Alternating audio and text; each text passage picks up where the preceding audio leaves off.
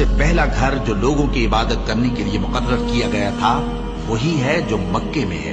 بابرکت اور جہان والوں کے لیے موجب ہدایت۔ اس میں کھلی ہوئی نشانیاں ہیں، جن میں سے ایک ابراہیم کے کھڑے ہونے کی جگہ ہے۔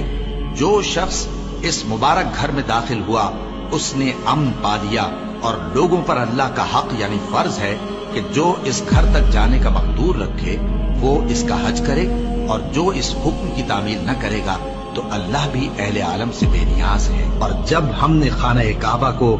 لوگوں کے لیے جمع ہونے اور امن پانے کی جگہ مقرر کیا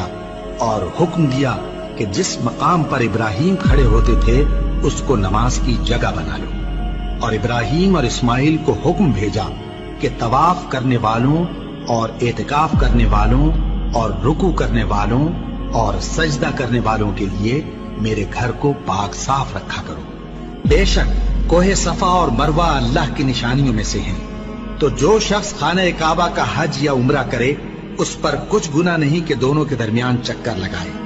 بلکہ یہ ایک نیک کام ہے، اور جو کوئی نیک کام کرے تو اللہ قدردان ہے، دانا ہے۔